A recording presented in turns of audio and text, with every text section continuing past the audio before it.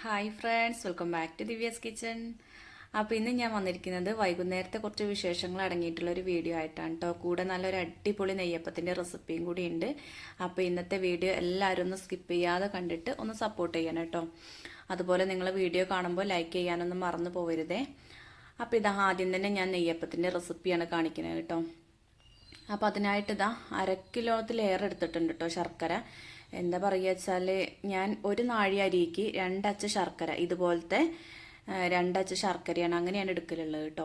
അപ്പോൾ പിന്നെ 2 അച്ച് ശർക്കര എന്ന് പറഞ്ഞാൽ നാഴി അരിക്ക് നല്ല മധുരം തന്നെ ആയിരിക്കും കേട്ടോ. പിന്നെ അതിൽ നമ്മൾ കുറച്ച് മൈദപ്പൊടി ചേർക്കുമല്ലോ, അപ്പോൾ നല്ല മധുരം തന്നെ ആയിരിക്കും. അത്ര മധുരം ആവശ്യമില്ലാത്തവർ കുറച്ച് തോനെ ശർക്കരപ്പാനി ഉണ്ടാക്കുക. പിന്നെ അത് നമ്മൾ അരയ്ക്കുമ്പോൾ അറിയാമല്ലോ അതിൻ്റെ മധുരം, അപ്പോൾ എടുത്ത് വെച്ചാൽ മതി കേട്ടോ. പിന്നെ അതിലേക്ക് ഒരു 3/4 കപ്പ് വെള്ളം കൂടിയും ചേർത്ത് കൊടുത്തിട്ട് അത് നന്നായിട്ടൊന്ന് ഉരുക്കിയെടുക്കാൻ വെച്ചിട്ടുണ്ട്. പിന്നെ അതാ ഒരു 6 മണിക്കൂർ കുതിർത്തെടുത്തിട്ടുള്ള പച്ചരിയാണ്. അപ്പോൾ അതൊന്ന് ഊറ്റി വെക്കുകയാണ് കേട്ടോ. അപ്പോൾ നമ്മൾ ആ ശർക്കരപ്പാനി ഒന്ന് തണുത്ത് വരണം കേട്ടോ, നന്നായി തണുത്ത് വരണം. ആ ഒരു സമയത്ത് നമ്മൾ നന്നായിട്ട് ഈ അരി ഒന്ന് ഊറ്റി വെക്കുക. അതിൻ്റെ വെള്ളമൊക്കെ നന്നായി പോയി കിട്ടണം കേട്ടോ, ഒട്ടും വെള്ളം ഉണ്ടാവാൻ പാടില്ല. ശർക്കരപ്പാനി ഒഴിച്ചിട്ട് അരയ്ക്കാനുള്ളതാണ്. അപ്പോൾ അതൊക്കെ അവിടെ ഊറ്റി വെച്ചു. അത് കഴിഞ്ഞതാ ശർക്കരപ്പാനി ഞാൻ വെള്ളത്തിൽ വെച്ചിട്ട് തണുപ്പിച്ചെടുത്തു കേട്ടോ. എന്നിട്ട് വേറൊരു പാത്രത്തിലേക്ക് അരിച്ച് മാറ്റിയിട്ടുണ്ട്. നല്ലോണം കരടൊക്കെ ഉണ്ടായിരുന്നു കേട്ടോ അതിൽ. അപ്പോൾ ഇനി ഇത് അരയ്ക്കാൻ തുടങ്ങുകയാണ്. അപ്പോൾ അരയ്ക്കുന്നതിൻ്റെ മുന്നേ ആയിട്ട് തന്നെ നമ്മൾ എണ്ണ അടുപ്പത്ത് വെക്കണം കേട്ടോ.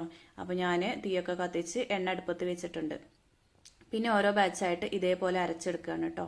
ശർക്കരപ്പാനി ഒഴിച്ചിട്ട് അരി ഇട്ടിട്ട് അങ്ങനെ അരച്ചെടുക്കുകയാണ്. അപ്പോൾ എന്താ പറയുക, നല്ല തരി വേണ്ട കേട്ടോ, ചെറിയൊരു തരി മതി. ഒരുപാട് തരി ആയിട്ടുണ്ടെങ്കിൽ നെയ്യപ്പം നല്ല ഉറപ്പായിരിക്കും കേട്ടോ. അപ്പോൾ ഇത് നല്ല സോഫ്റ്റാണ്. അപ്പോൾ അങ്ങനെ ഒരു നെയ്യപ്പമാണ് ഞാൻ കാണിക്കുന്നത് കേട്ടോ. അതുപോലെ തന്നെ നമ്മൾ നെയ്യപ്പം ഉണ്ടാക്കുമ്പോൾ നല്ല കറുത്ത ശർക്കര തന്നെ എടുക്കാൻ നോക്കുക കേട്ടോ, എന്നാലുള്ള നെയ്യപ്പത്തിന് നല്ലൊരു കളർ ഉണ്ടാവുള്ളൂ. അപ്പോൾ ഇതാ രണ്ടാമത്തെ ബാച്ചും അരച്ചെടുത്തു. ഇനിയിപ്പോൾ മൂന്നാമതും കൂടി ഒന്ന് അരച്ചെടുക്കാണ്ട് കേട്ടോ. അപ്പോൾ മൂന്നാമത് അരച്ചെടുത്ത് കഴിഞ്ഞാൽ നമ്മൾ അതിലേക്ക് കുറച്ച് മൈദപ്പൊടിയാണ് ചേർത്ത് കൊടുക്കുന്നത്. മൈദപ്പൊടി ഇല്ലെങ്കിൽ ഇതേ അളവിൽ ഗോതമ്പ് പൊടി ചേർത്ത് കൊടുത്താലും മതി കേട്ടോ. അപ്പോൾ ഞാനിവിടെ 6 നാഴി അരിയാണ് എടുത്തിട്ടുള്ളത്. അപ്പോൾ അതിലേക്ക് 6 സ്പൂണ് മൈദപ്പൊടിയും ചേർത്ത് കൊടുക്കുന്നുണ്ട് കേട്ടോ. അപ്പോൾ അതും കൂടിയും ചേർത്തിട്ട് വീണ്ടും നന്നായിട്ട് അരച്ചെടുക്കുക. അരച്ചെടുക്കുന്ന സമയത്ത് നമ്മൾ ശർക്കരപ്പാനി കഴിഞ്ഞു എന്നുണ്ടെങ്കിൽ കുറച്ച് പച്ചവെള്ളം ചേർത്ത് കൊടുത്താൽ മതി കേട്ടോ. അപ്പോൾ പച്ചവെള്ളം ചേർത്തു എന്ന് വിചാരിച്ചിട്ട് നെയ്യപ്പം നന്നാവാതെ ഇരിക്കൊന്നുമില്ല കേട്ടോ, അതൊക്കെ വെറുതെ പറയുകയാണ്. നമ്മൾ ചൂട് ശർക്കരപ്പാനി പാരണം എന്നൊക്കെ ചിലർ പറയും. പക്ഷേങ്കിൽ നമ്മൾ മിക്സിയിൽ അരയ്ക്കുമ്പോൾ തന്നെ ആ മാവൊന്ന് ചൂടാവുമല്ലോ, ആ ഒരു ചൂട് മതി കേട്ടോ ഇതിന്. പിന്നെ അതാ 3 പ്രാവശ്യമായിട്ടും അരച്ചിട്ട് ഒരു പാത്രത്തിലേക്കാണ് മാറ്റി കൊടുത്തിട്ടുണ്ട്. ഇതിൽ നമ്മൾ സോഡാപ്പൊടിയോ ഈസ്റ്റോ ഒന്നും ചേർക്കണില്ല. അതുപോലെ തന്നെ പൊങ്ങാനായിട്ടൊന്നും വെക്കണില്ല കേട്ടോ, പെട്ടെന്ന് ഉണ്ടാക്കിയെടുക്കുകയാണ്. എനിക്കിവിടെ എപ്പോഴും മാവ് കൂട്ടി വെച്ചിട്ടുണ്ടെങ്കിൽ ഒരിക്കലും ആ നെയ്യപ്പം നന്നായി കിട്ടലില്ല കേട്ടോ. അപ്പോൾ വീട്ടിലെ അമ്മ എപ്പോഴും ഇങ്ങനെയാണ് ചെയ്യലുള്ളത്. പിന്നെ ഇതാ ഇതിലേക്ക് നമ്മൾ പഴയ കാലത്തൊക്കെ ഇതുള്ളു ചേർത്ത് കൊടുക്കുക കേട്ടോ, ചെറിയ ജീരകം ഇത് മാത്രമേ ഉള്ളൂ ചേർത്ത് കൊടുക്കുക. ഇപ്പോൾ എള്ള് ചേർത്ത് കൊടുക്കും, ചുക്കുപൊടി, ഏലക്കായ അതൊക്കെ ചേർക്കുമല്ലോ അല്ലേ. അപ്പോൾ അങ്ങനെയൊന്നും ഞാൻ ഇതിൽ ചേർത്ത് കൊടുക്കുന്നില്ല. ആ പഴയ കാലത്ത് ആ ഒരു നെയ്യപ്പത്തിൻ്റെ ടേസ്റ്റോട് കൂടി തന്നെയാണ് ഇത് ഉണ്ടാക്കിയിട്ടുള്ളത് കേട്ടോ. അപ്പോൾ ഇതാ ഇത്ര ലൂസും വേണം. എന്താ വെച്ചാൽ നമ്മൾ ഇഡ്ഡലി മാവിൻ്റെ അത്ര കട്ടിയായി പോവുകയും ചെയ്യരുത്, എന്നാൽ ദോശമാവിൻ്റെ അത്ര ലൂസും ആവരുത് കേട്ടോ. അതേപോലത്തെ ഒരു പരുവത്തിലാണ് നമ്മൾ നെയ്യപ്പത്തിന് മാവ് ഉണ്ടാക്കിയെടുക്കേണ്ടത്. അപ്പോൾ ചൂടായി കിടക്കുന്ന എണ്ണയ്ക്ക് അപ്പം തന്നെ വേഗം ഒഴിച്ചു കൊടുക്കുക കേട്ടോ. അപ്പോൾ തീ എന്ന് പറഞ്ഞാൽ തീ കൂടി പോവുകയും ചെയ്യരുത്, കുറഞ്ഞു പോവുകയും ചെയ്യരുത്. അതിൻ്റെ ഒരു ഇടയിലുള്ള ആ ഒരു ഇതിലിങ്ങനെ നിൽക്കണം കേട്ടോ. അപ്പോൾ അതിനനുസരിച്ച് ഇങ്ങനെ ഗ്യാസുമിലാണ് വെക്കണമെന്ന് വെച്ചാൽ തീ കൂട്ടിയും കുറച്ചും അങ്ങനെ വെക്കുക. അടുപ്പത്താണെങ്കിൽ അതിനനുസരിച്ച് കത്തിച്ചു കൊടുക്കുക കേട്ടോ.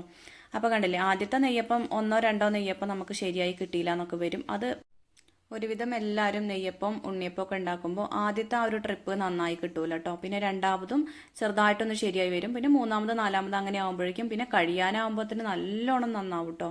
അപ്പോൾ പിന്നെ നെയ്യപ്പം ചുടൽ നിർത്താനേ തോന്നൂല, അത്ര അടിപൊളിയായിട്ട് വരും. അപ്പോൾ കണ്ടില്ലേ, ഈ ഒരു നെയ്യപ്പത്തിൽ ഞാൻ ബേക്കിംഗ് സോഡയോ ഈസ്റ്റോ ഒന്നും ചേർത്തിട്ടില്ലെങ്കിലും പെട്ടെന്ന് പൊങ്ങി വന്നത് കണ്ടില്ലേ. അപ്പോൾ നെയ്യപ്പത്തേക്ക് എന്തിനാണ് അങ്ങനെയുള്ള സാധനങ്ങളൊക്കെ ചേർക്കുന്നത്? ഇതേപോലെ അരി, ശർക്കരപ്പാനിയും അതുപോലെ മൈദപ്പൊടിയോ ഗോതമ്പ് പൊടിയോ ഈ ഒരു സാധനങ്ങൾ മാത്രം മതി കേട്ടോ ഇതിന്. പിന്നെ ഞാനിവിടെ വെളിച്ചെണ്ണയിലാണ് ഉണ്ടാക്കുന്നത്. അതുപോലെ തന്നെ വിറകടുപ്പിലാണ് വെച്ചിട്ടുള്ളത് കേട്ടോ.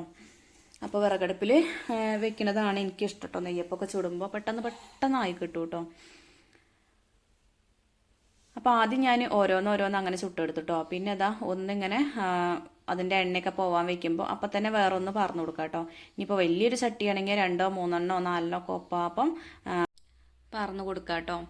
അതേപോലെ തന്നെ ഒരു ഓട്ടപാത്രത്തിലേക്കാണ് ഞാൻ ഇതിങ്ങനെ ഇട്ട് കൊടുക്കുന്നത് കേട്ടോ. അപ്പോൾ അതിൻ്റെ എണ്ണയൊക്കെ ആ ഒരു പ്ലേറ്റിലേക്ക് വീഴുകയും ചെയ്യും. പിന്നെ നമ്മൾ നെയ്യപ്പത്തിനും ഉണ്ണിയപ്പത്തിനും ഒക്കെ മാവ് എടുക്കുമ്പോൾ ഇതുപോലെ ഒരു വക്കുള്ള ഒരു ഗ്ലാസ്സിൽ പാർന്നിട്ട് ഒഴിച്ച് കൊടുക്കുകയാണെങ്കിൽ നല്ലതാണ് കേട്ടോ. നമ്മൾ ആ സ്പൂൺ വെച്ച് ഒഴിക്കണേക്കാളും എളുപ്പമാണ് ഇതേപോലെ ഒരു വക്കുള്ള ഗ്ലാസ്സിൽ ഒഴിച്ച് കൊടുക്കണം കേട്ടോ. പിന്നെയെന്ന് പറഞ്ഞാൽ തീയിൻ്റെ കാര്യം നേരത്തെ പറഞ്ഞ പോലെ നന്നായി ശ്രദ്ധിക്കണം കേട്ടോ. നല്ല തീയാണെങ്കിൽ നമ്മളെ നെയ്യപ്പം പെട്ടെന്ന് കരിഞ്ഞു പോവുള്ളൂ. അപ്പോൾ നല്ല ഉറപ്പുമായിരിക്കും. അപ്പോൾ ഇതൊന്ന് പൊങ്ങി വരുമ്പോൾ പെട്ടെന്ന് തന്നെ തിരിച്ചു വിടണം കേട്ടോ. ഒരുപാട് ടൈം നമ്മൾ എണ്ണയിൽ ഇങ്ങനെ വെക്കാൻ പാടില്ല. അപ്പോൾ നല്ല ഉറപ്പായി കിട്ടും കേട്ടോ. അപ്പോൾ ഇതാ നെയ്യപ്പം ചുടലൊക്കെ കഴിഞ്ഞിട്ടുണ്ട്. എല്ലാ നെയ്യപ്പവും ചുട്ടെടുത്തിട്ടുണ്ട് കേട്ടോ.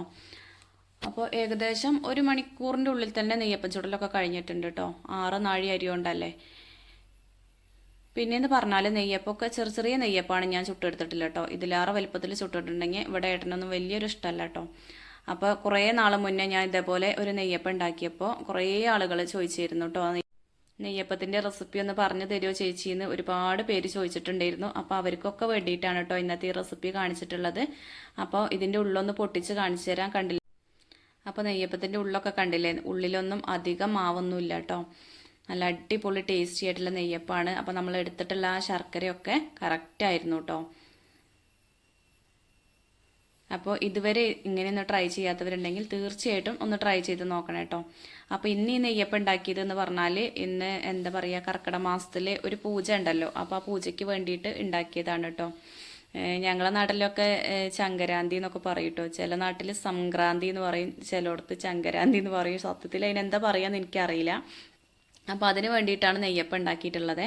അപ്പോൾ ചിക്കനൊക്കെ വാങ്ങിക്കൊണ്ടുവന്നിട്ടുണ്ട്.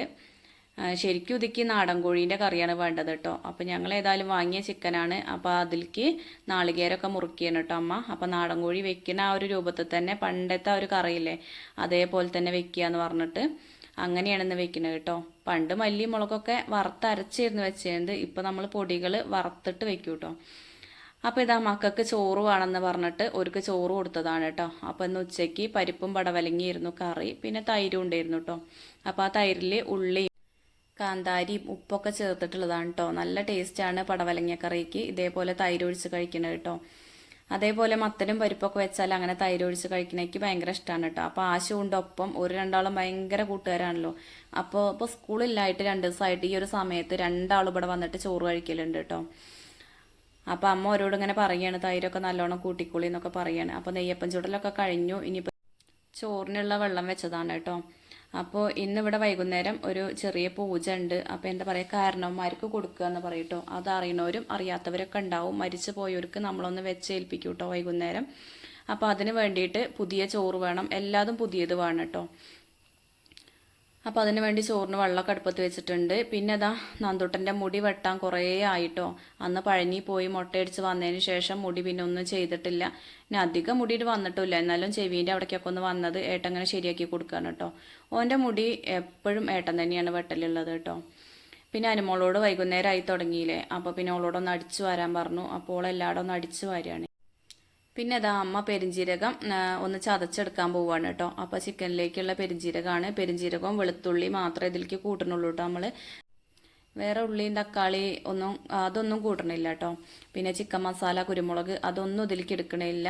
പണ്ട് കാലത്ത് എങ്ങനെയാണോ നാടൻ കോഴിയൊക്കെ വെച്ചിരുന്നത് ആ ഒരു രീതിയിലാണ് വെക്കുന്നത് കേട്ടോ.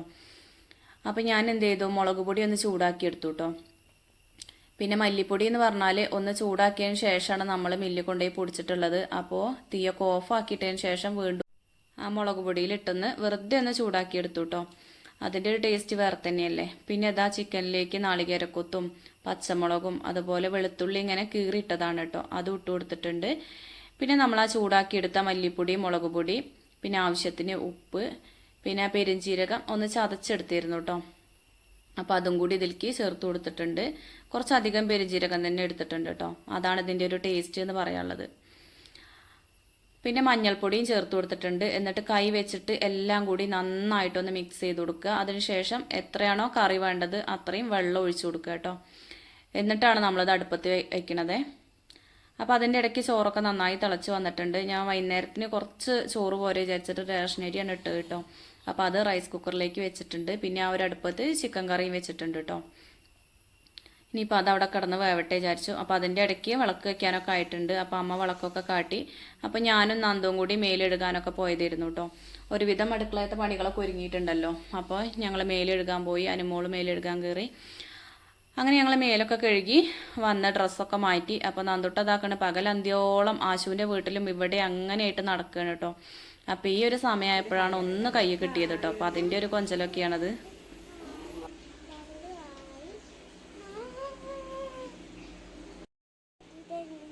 മുടി കാട്ടിവെക്ക് നേരെ. അച്ഛ വെട്ടിയതാണ് കേട്ടോ.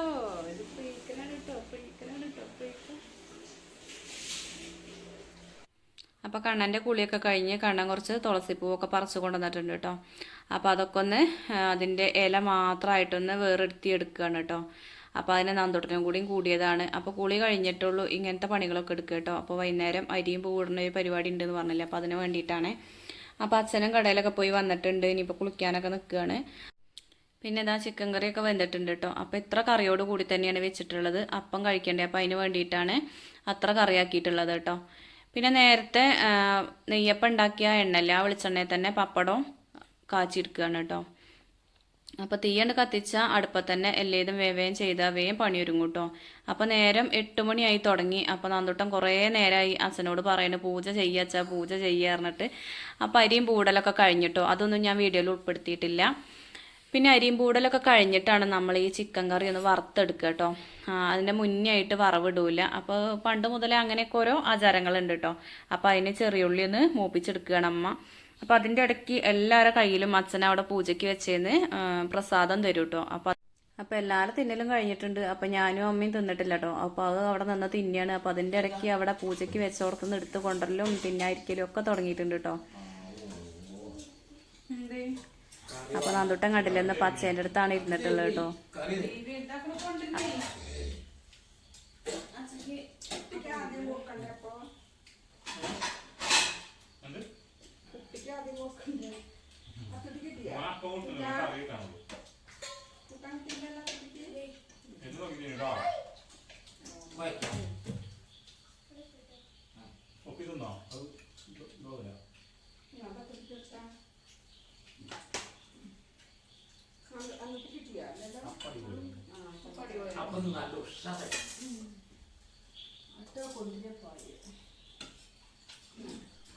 അപ്പോൾ അച്ഛനും മേട്ടനും എല്ലാവർക്കും നെയ്യപ്പം നല്ലോണം ഇഷ്ടമായിട്ടുണ്ട് കേട്ടോ. അപ്പോൾ ഓല സർട്ടിഫിക്കറ്റൊക്കെ കിട്ടിയിട്ടുണ്ട്. അപ്പോൾ നിങ്ങളൊന്ന് ഉണ്ടാക്കി നോക്കി.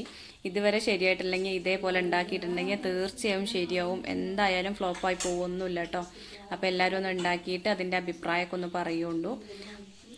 ഞാനും അമ്മയും ഓർക്കുള്ളതൊക്കെ അങ്ങനെ എടുത്ത് വെച്ച് കൊടുക്കുകയാണ്. അപ്പോൾ ഒരു തല ഓരൊക്കെ തിന്നൽ തുടങ്ങിയിട്ടുണ്ട്. ഞങ്ങൾ ഓർക്കൊക്കെ എടുത്ത് വെച്ചാണ്ട് കൊടുത്തിട്ടാണ്ട് അവിടെ ഇരിക്കാന്ന് എഴുതിയിട്ടാണ് കേട്ടോ. അപ്പോൾ എല്ലാവരും ഇങ്ങനെ വട്ടത്തിലിരുന്ന് അടുക്കളയിലൊക്കെ ഇരുന്ന് തിന്നണത് നല്ല രസമാണ് കേട്ടോ. അപ്പോൾ ഇങ്ങനെ എന്തെങ്കിലുമൊക്കെ പ്രത്യേക ദിവസങ്ങളുണ്ടെങ്കിൽ ഞങ്ങൾ ഇങ്ങനെയൊക്കെയാണ് ഇരിക്കലുള്ളത് കേട്ടോ. അപ്പോൾ അമ്മയ്ക്ക് മാത്രം നിലത്തിരിക്കാൻ കുറച്ച് ബുദ്ധിമുട്ടാണ്. അപ്പോൾ അമ്മ അവിടെ സ്റ്റൂളിട്ടിരിക്കും. അപ്പോൾ ഇന്നത്തെ കുഞ്ഞു കുഞ്ഞു വിശേഷങ്ങൾ ഇതൊക്കെ തന്നെയാണ്. അപ്പോൾ വീഡിയോ ഇഷ്ടപ്പെട്ടു എങ്കിൽ എല്ലാവരും ഒന്ന് ലൈക്ക് ചെയ്യാനും ഷെയർ ചെയ്യാനും അതുപോലെ തന്നെ കമൻറ്റുകൾ എന്തായാലും അറിയിക്കാനും മറന്നു പോകരുത് കേട്ടോ. അപ്പോൾ എൻ്റെ ഒരു ദിവ്യാസ് കിച്ചൺ എന്ന ചാനൽ ആരെങ്കിലും സബ്സ്ക്രൈബ് ചെയ്യാതെ കണ്ടുകൊണ്ടിരിക്കുന്നുണ്ടെങ്കിൽ പ്ലീസ് ഒന്ന് സബ്സ്ക്രൈബ് ചെയ്ത് സപ്പോർട്ട് ചെയ്യണം കേട്ടോ. അപ്പോൾ നിങ്ങളെ സപ്പോർട്ട് ഉണ്ടെങ്കിൽ മാത്രമേ ഉള്ളൂ മുന്നോട്ട് പോവാൻ ഒരു എന്താ പറയുക ഉഷാറുണ്ടാവുള്ളൂ കേട്ടോ. അപ്പോൾ അതുകൊണ്ടാണ് എപ്പോഴും പറയുന്നത് എല്ലാവരും സപ്പോർട്ടും വേണം കേട്ടോ. അപ്പോൾ ഇപ്പോഴും സപ്പോർട്ട് ചെയ്യുന്ന ഒരുപാട് ആളുകളുണ്ട്. അവർക്കൊക്കെ ഒരുപാട് നന്ദിയുണ്ട് കേട്ടോ. അപ്പോൾ ഇന്നത്തെ വീഡിയോ ഇവിടെ വെച്ച് നിർത്തുകയാണ്. താങ്ക്